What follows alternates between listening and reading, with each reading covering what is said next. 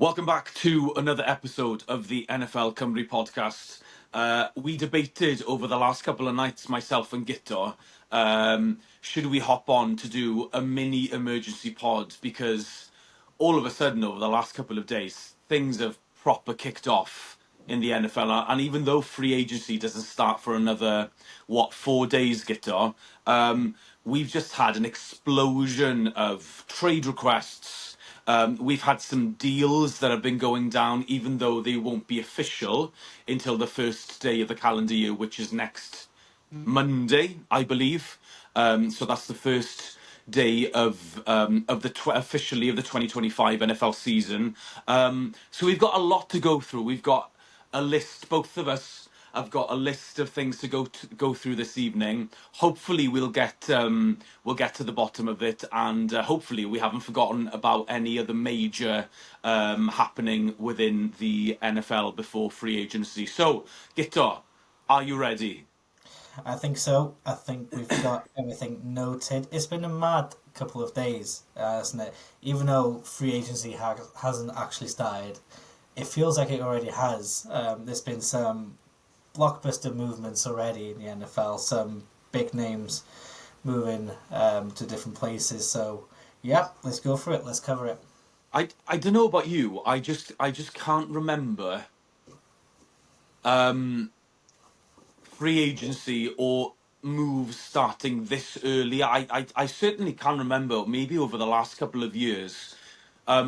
It feels like this year there are more kind of like significant names either being released or being traded before the beginning of free agency. I don't know about you, but yeah, something about this year feels a little bit more chaotic somehow. It does, yeah. There's a lot of contract situations going on as well. So I actually understand now why the free agency is your favorite time of the year because it's just going up. It's just absolutely crazy, especially the last couple of days. My fingers were hurting me on Wednesday night editing all Mm. those posts, all those pictures, and everything for my Instagram. So it was difficult to catch up on everything, but yeah, it's an exciting time. It and like you said, free agency hasn't even started yet, but it feels like it already has. Yeah, So it's going to be an interesting few weeks ahead, and we've got a yeah, draft coming up in a month as well.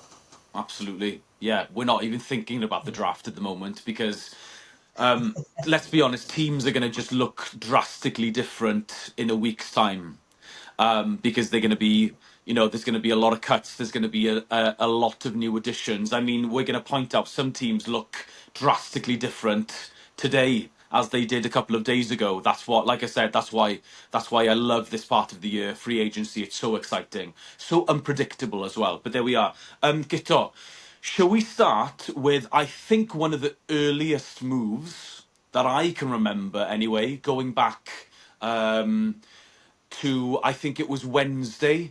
Maybe a little bit. This was a little bit. Well, I didn't see this coming.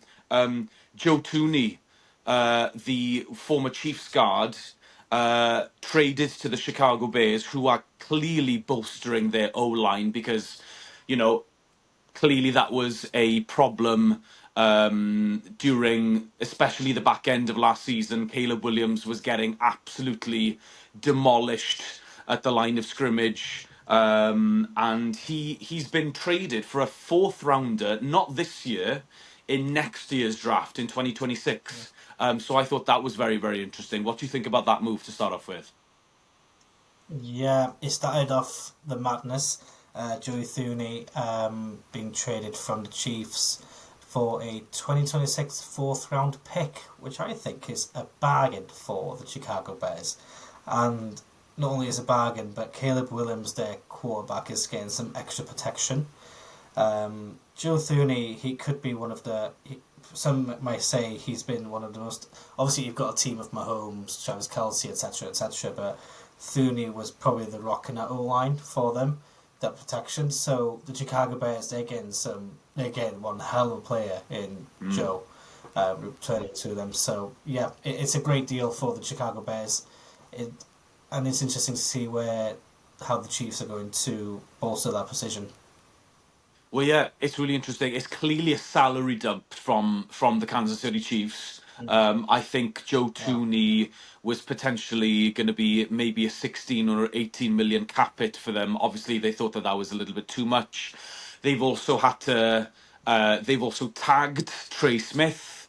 So, that's going to be potentially 22, 23 million for a guard, which is ridiculously high. But, if you've got a caliber of a player like Trey Smith as well, clearly they've decided to perhaps go a little bit younger across their line. They've got a brilliant centre in Creed Humphrey. They drafted him a couple of years ago, so maybe a kind of small transition. We saw this happening with the Chiefs actually when they lost the Super Bowl against Tampa Bay, when they dealt with a lot of injuries, and I remember that's when they traded for Joe Tooney actually, and they drafted Creed Humphrey. So potentially you're seeing the same thing. The Chiefs do the same thing they did 4 years ago as a reaction to losing to a Super Bowl, which is quite interesting. Guto, the Bears haven't stopped there. Like you said, they're bolstering their O-line. They've added another guard as well, Jonah Jackson from the LA Rams. Yeah. Yep, for a 2025 sixth round pick. Um, Jonah Jackson, sorry, he's a veteran O-line for the Rams. So, yep, that's two decent players for the Chicago Bears. He's 6'4", 315 pound. He's only 28 years old. The guy is a tank. Um, so yeah, it's a really good signing. He signed with the Lions a few years back in the 3-year, 51 million deal to the Rams prior to last season. So yeah, it's a great pick, and I don't see the Bears stopping there. I think they've got an okay cap space, so they have some money to play around with, I believe. So and so far, Joe Tunis, Jonah Jackson, that's two really good players. Yeah, And like I said, Caleb Williams, he's getting that extra protection. yeah. So Just which is what they before. desperately need, yeah.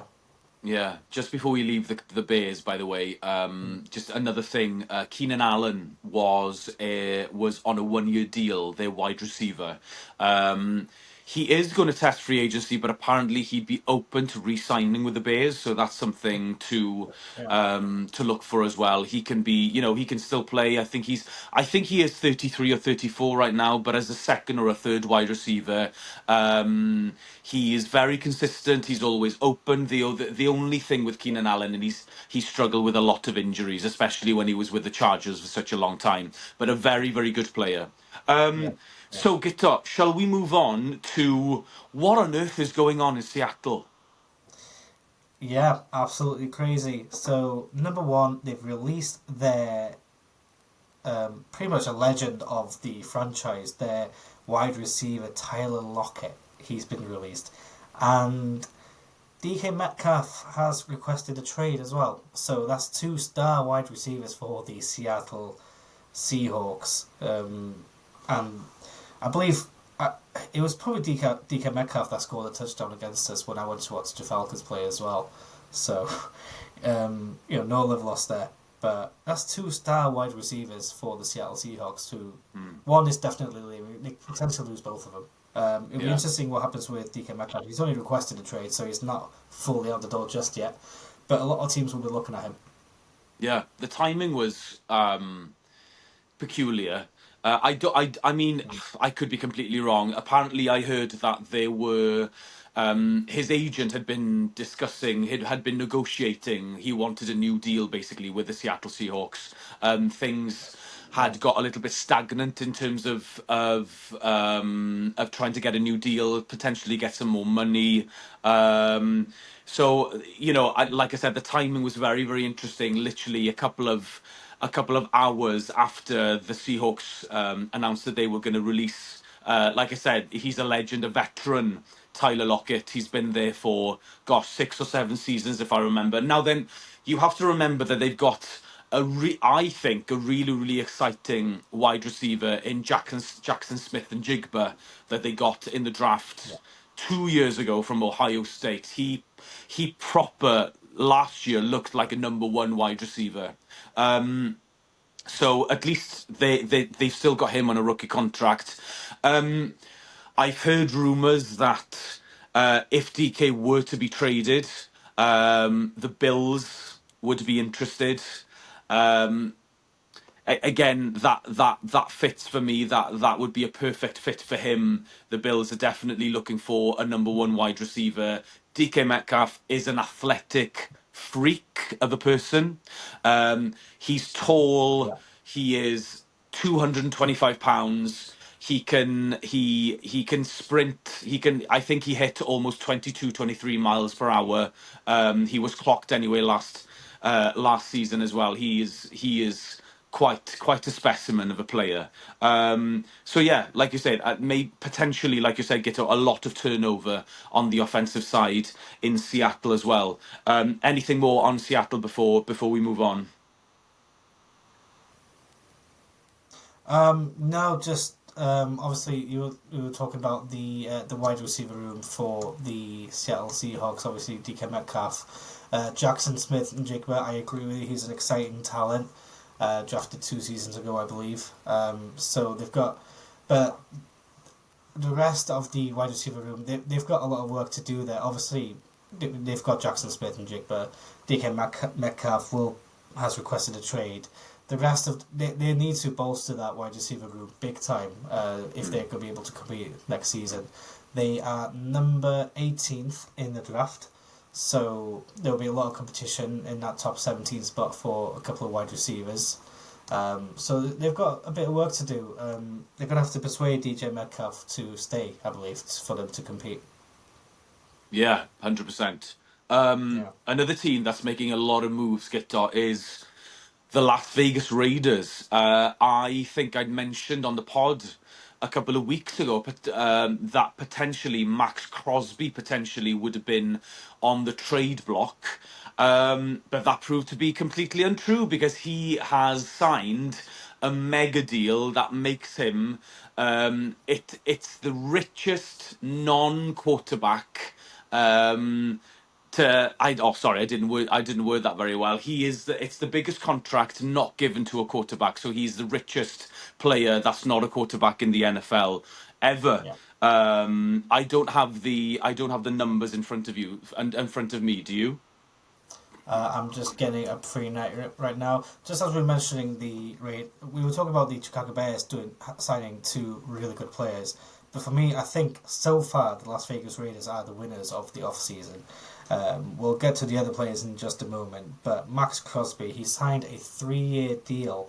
Like you say, he is the highest paid non-quarterback in the league, and rightly so. He's the best defensive end in the league for the past few seasons. I believe he won Defensive Player of the Year last season. So it's a big win for the Las Vegas Raiders to keep hold of him. So I don't have the full numbers on me. I believe it's over 68, 63 million, I believe, or something like that. So if you have a quick look, Yeah. so it's about a 38 mil cap hit there. So it's a good move for the Raiders to keep him. Another player that we need to talk about, they've signed Bengals guard Alex Kappa. Yes. I was kind of gutted when I heard this news because I really thought that the Dolphins were going to target Alex Kappa. Yeah. The Dolphins, like I said, they need 2 guards. Because, like I said, we couldn't run the ball at all last season, and we're definitely going to release one of our guards. And Alex Kappa, I thought, was a perfect fit because no way that the Dolphins are going to compete with the Chiefs, who have put a franchise tag on someone like Trey Smith. We're never going to pay over 20 million for a guard. If it was a tackle, I'd maybe consider it, but a guard, absolutely no way. So again, I think it was only a 2-year deal for something like 14 million. Again, which is, I think that's a bargain for someone like Alex Kappa, who'd only conceded 1 sack last season. Very, very consistent. He's a Super Bowl winner, former of the Tampa Bay Buccaneers. And the other move that we have to note that the Raiders have released one of their quarterbacks, Skittor. So they've released Gardner Minshew as well. Yeah, I've spoken about this one for quite a few weeks now. They're not going to use Gardner Minshew as their starting quarterback. They are in the hunt for a new quarterback. I think that's pretty obvious, really, isn't it? Gardner Minshew, Desmond Ridder, their two quarterbacks, is not going to win you anything. Especially if you're Tom Brady looking down at those two at the quarterback room, you're thinking Minshew and Ridder, they're not going to win you a Super Bowl.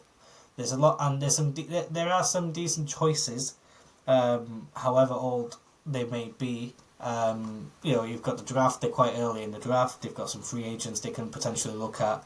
So yeah, it's not a surprise to me that Gardner Minshew has been released. I feel bad for him, but I don't see him starting for a team anytime soon. No, I think he's going to be a solid backup quarterback. I Yeah, think he'll have plenty of other options.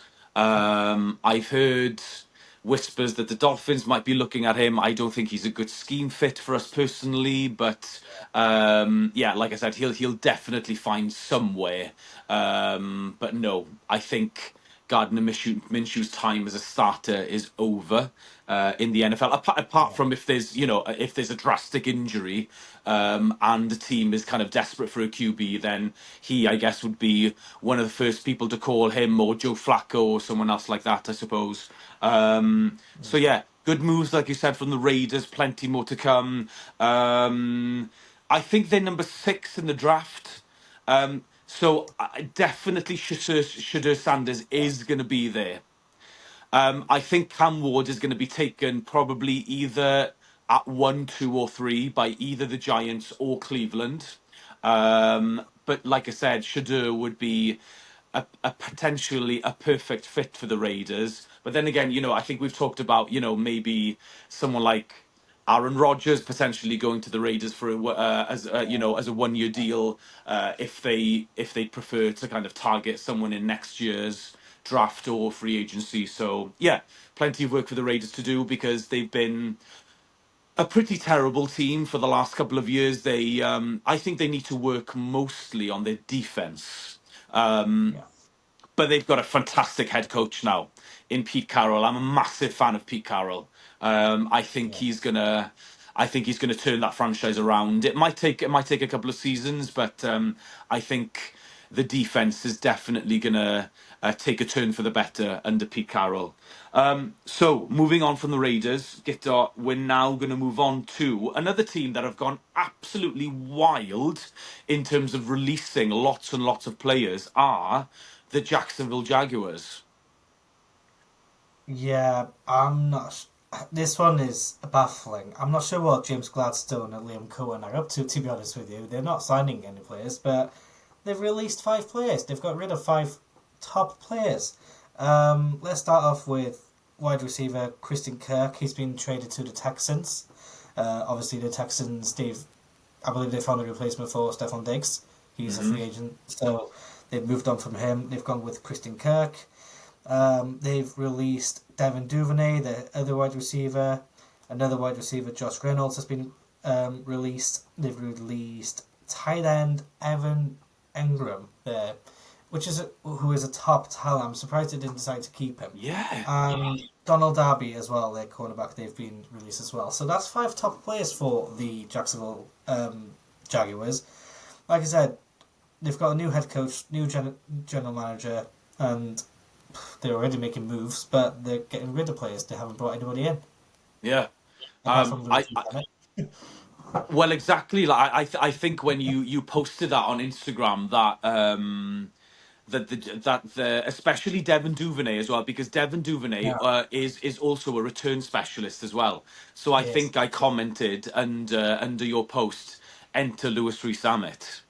Yeah, Which is obviously tongue in cheek, but you never know. Like I said, yeah, the Jaguars, yeah, I think we've already mentioned, Guitar, is probably one of the best places to be at the moment if you're Louis Summit, because they are yeah, cutting players right, left, and centre. A brand new GM, a brand new head coach, a new scheme potentially, and I didn't think that I don't think that the Jags are in cap trouble. But clearly, they've got they've got a really, really good wide receiver. Their rookie last year, Brian Thomas Jr. He was potentially, I think he was a runner-up for the rookie of the year last year. I think he caught something like 12 or 1300 yards. He was absolutely brilliant. Evan Engram does surprise me. That was the one that surprised me because he was a big part of their offense, a former Giant, obviously. I'm pretty sure he's been a Pro Bowler as well. So Yeah. a really, really solid tight end. He's a dual threat. He's good in the blocking game and excellent as a receiver, especially in the red zone. A really, really good red zone tight end. So look for him to find a new place very, very shortly. So yeah, the Jags clearly are going to are going to look very, very different. And will that include Lewis Rees-Zammit on the 52-man roster? We shall see. We shall see. That's So not. yeah, absolutely. So yeah, goodness me. So we're jumping from the Jacksonville Jaguars to a team that reached the NFC Championship game for the first time in a long time, over 10 years rather.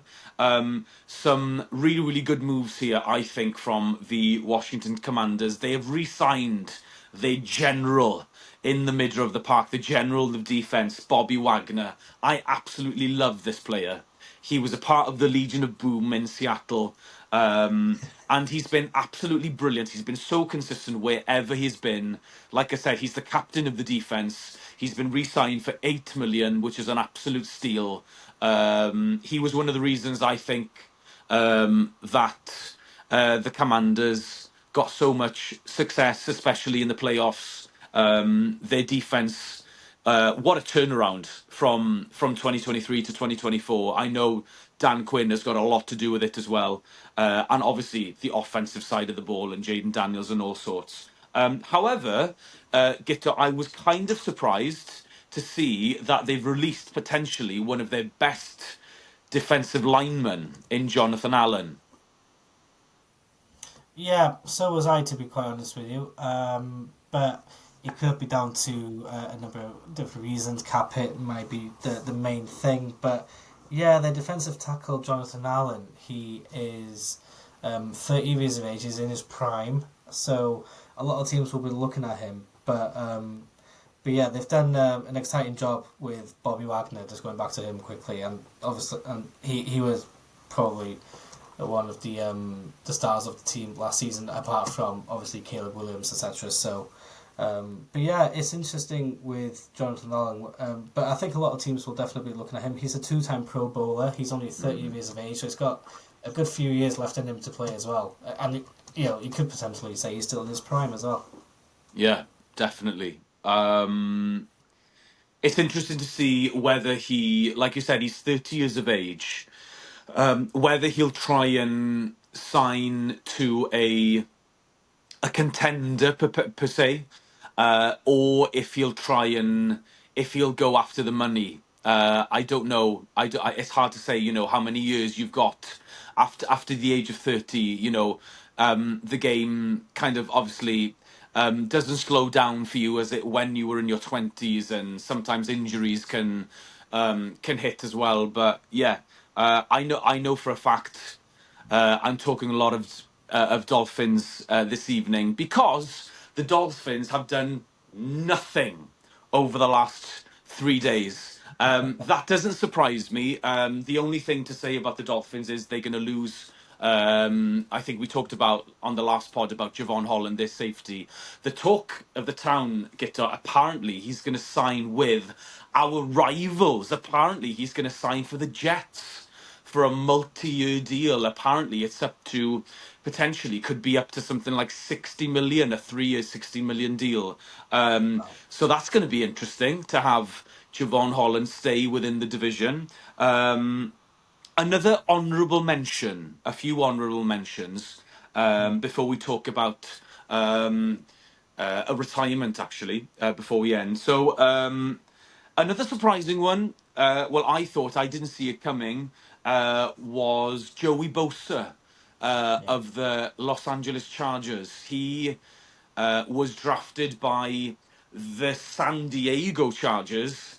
I think he was one of the players that still remained on the roster that used to play in that when the team used to play in San Diego. So kind of an end of an era for Bosa and the Chargers there. He's been there for, I'd say, 7, maybe or 8 years. He's been a Pro Bowler.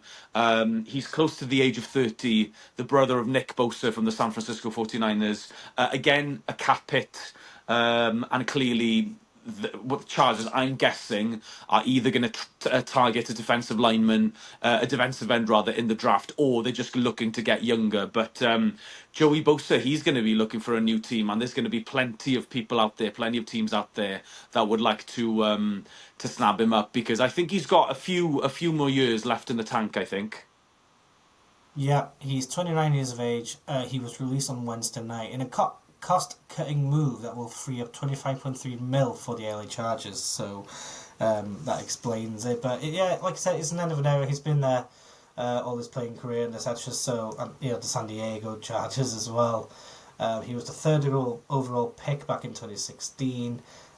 So I'm just looking at the teams that could potentially pick him up. Obviously, one good team will be the 49ers with Nick Bosa already there. So two brothers That would be playing fun. together. That would actually be a really fun watch. The 49ers, they're in a bit of a rebuild at the moment, so that would be a good snap up for them, 100%. A lot of NFC teams on this list. So you've got the Lions. Everyone from the NFC South is listed on here for some reason, including the Falcons, which you mentioned the Dolphins haven't done anything. The Falcons haven't done that much either, to be honest, either. So it's been a boring few days for Falcons fans so far, but exciting for the NFL.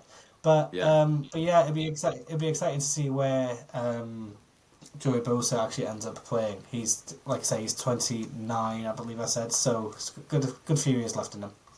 Yeah, at least the Falcons haven't traded or released Kyle Pitts. That's all I'll say. No, yeah, yeah. I'm waiting on the news to see if he stays or if he goes. I hope he stays. I'm crossing my fingers that he's going to stay. Yeah. Another honourable mention, Cincinnati. They've been forced actually into a few moves. To start off with, an honourable mention and congratulations to Sam Hubbard, the defensive end. Unfortunately, he's had to retire after 7 seasons in Cincinnati. He's quite a good story actually. He's an Ohio native as well, so he went to college in Ohio. Then he played for his hometown team in Cincinnati for 7 years. He's only 29 years old, Gito, so I guess that he has been forced to retire because of injury, I'm guessing. Yeah. Yeah, so while Hubbard suffered from several injuries throughout his career, including a knee injury sustained during what would be the final play of his career in December, he made a major impact on the Bengals, as reflected by the effusive statement by the team's president, Mike Brown. So they were big fans of him, and like you say, it might have been a forced thing to go through. 29 years of age, 7 years in the NFL. It's not the time to retire, but it's a shame. He was a good player as well, but honestly, we wish him luck. Yeah. I could potentially see him starting his coaching career, maybe. I don't see him leaving the game at all anytime soon. Apart from not being a player, obviously. So I can still see him sticking around, helping out. Like I said, he's an Ohio native. He's been a Bengals all his life. So I hope he. I wish him well. I wish him good luck with his future. Yeah. Another note, Cincinnati have given, well, their star defensive end, so another defensive end, Trey Hendrickson, to seek a trade. He's the sack leader, Gito, over the last 2 years, even over Myles Garrett. That kind of shocked me. He came over from the New Orleans Saints a couple of seasons ago. Clearly, he's a star. He's under 30. Again, this is simply for a cap it, because if you think about what Cincinnati have got to do over the next couple of weeks, I think I've heard that they're going to try and sign Jamar Chase and somehow try and sign T Higgins as well. Good luck to them. I'm not sure how they're going to be able to configure that one out. But clearly, if they're adamant to try and keep their two-star wide receivers, then there's going to be a lot of cap casualties, and clearly Trey Hendrickson is one of them. I've seen Guto apparently. The Falcons have been named as one potential landing spot for Trey Hendrickson. Would you take a player of that caliber? 100%. Yeah, it would be a massive, serious salary cap cut for us because obviously we're quite low on the list at the moment. But to have Trey Hendrickson, apologies, in the team would be a massive boost for our defense. Trey Hendrickson, he apparently he wanted permission to seek trade last season, but he wasn't Oh. given. But he's been given permission this season, so this year.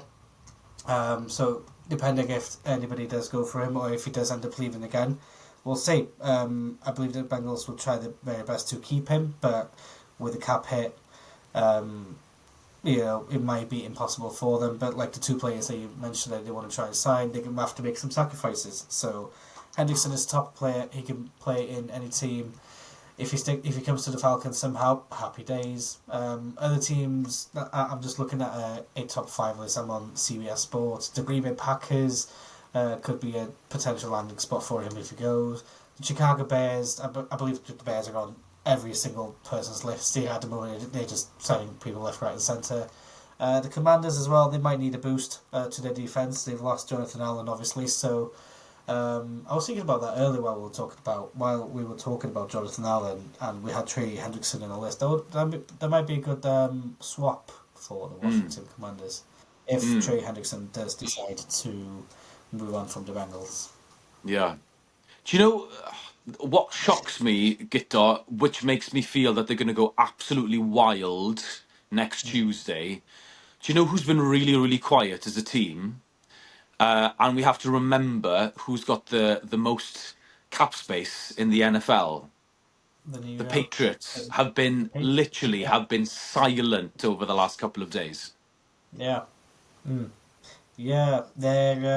They're being a little bit sneaky, I think, aren't they? They're just they're being very very sneaky. But Gosh, Guitar, yeah, the higher cap. it's not like the New England Patriots to be sneaky. Goodness me.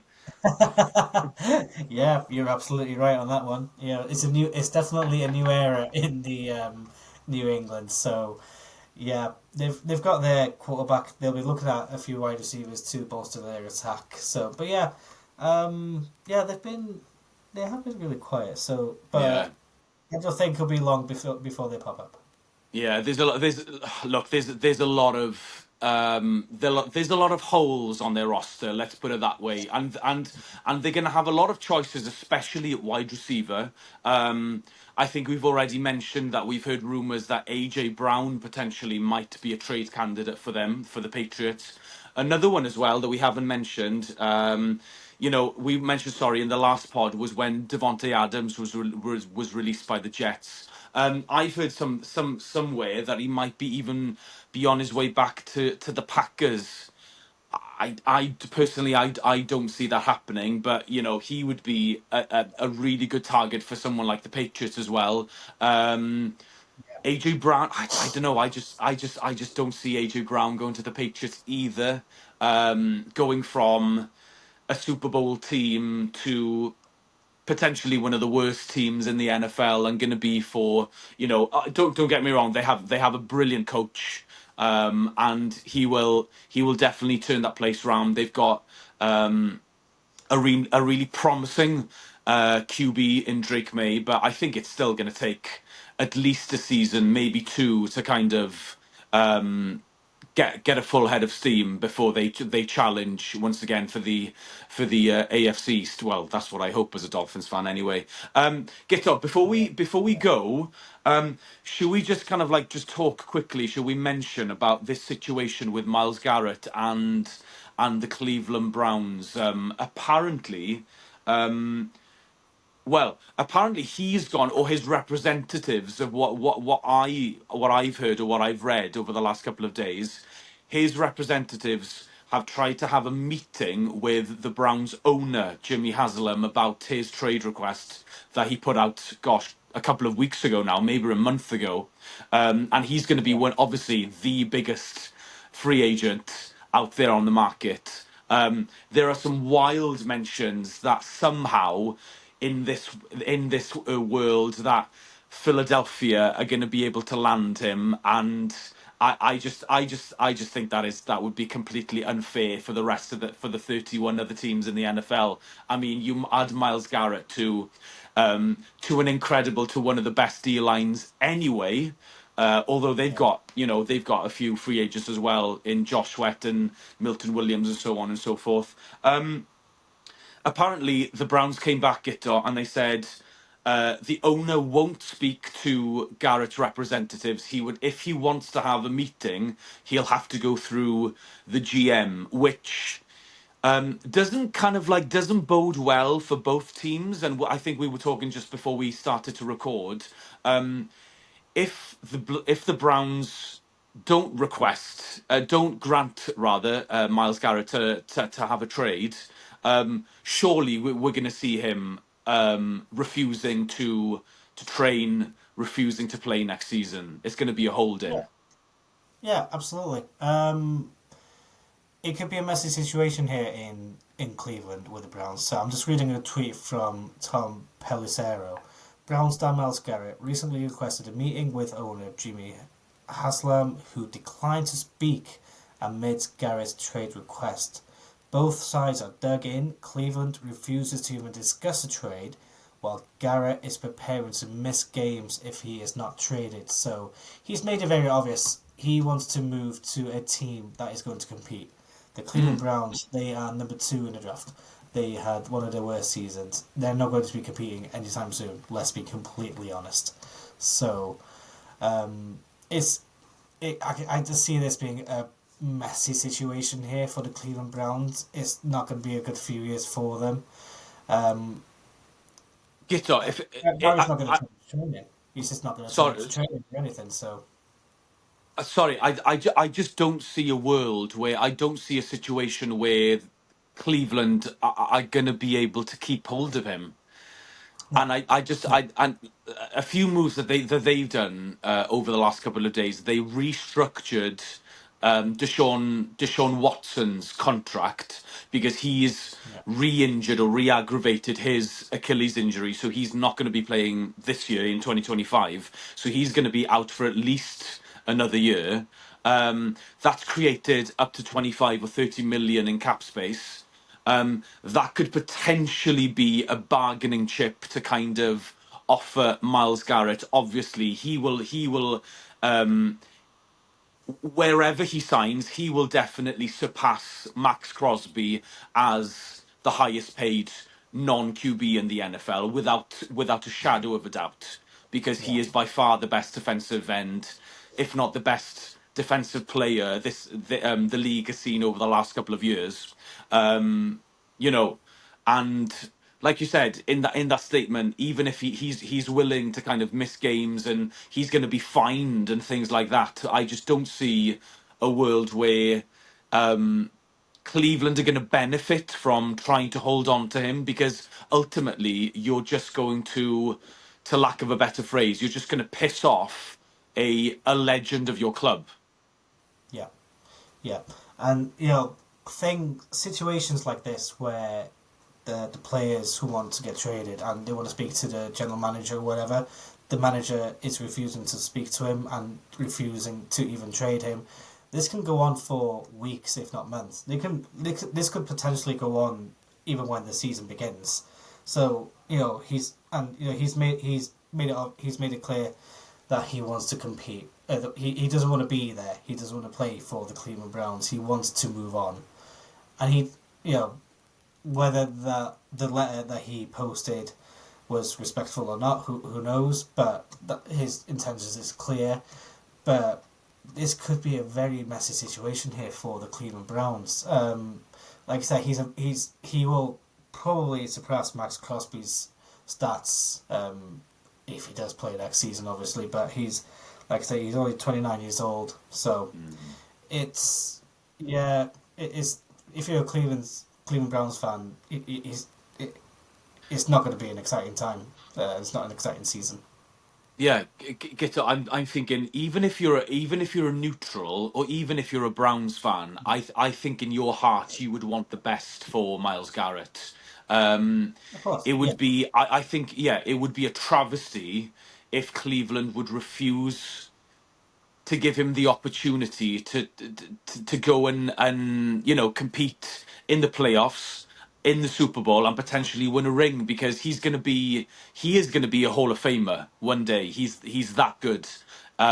He was the Browns' first round pick in 2017, and he's been so loyal to them, and he's been there through the rebuild with Kevin Stefanski coming in, and then Cleveland finally winning a playoff game, and then unfortunately they just kind of they just made a horrible decision with trading for Deshaun Watson. That's clearly blown up in their face. But do you know what, Gito? Just the last note on the Cleveland Browns before we wrap things up. The more mock drafts that I read, the more that I see Cam Ward of the University of Miami going to Cleveland for the second pick. Yeah, it's an interesting one. I've seen a lot of people post on Instagram that they're going for a short-term quarterback plan. So that means if they'll sign a one-year deal for whoever's on free agency or whatever, just so they can try and keep Myles Garrett. But who knows? Who knows what's going to happen? It'll be an interesting draft for them. But I think they'll be the story of the first round. And I think it'll indicate where the story goes with Myles Garrett as well if they decide. Because they're going to have to rectify the situation sooner than later, or by the start of the season, this is going to get worse for them. Yeah, absolutely. So there we are. I think anyway, we've covered everything so far. They obviously we decided not to mention many teams have given some of their star players restructured deals, or they've extended them and things like that. I know Derek Brown of the Detroit Lions, Teron Johnson of the Bills has just had a contract extension as well. So we thought we'd mention kind of like the big names that have been moving, or either have requested a trade or have been granted permission. So Gito, we're going to keep an eye over the weekend.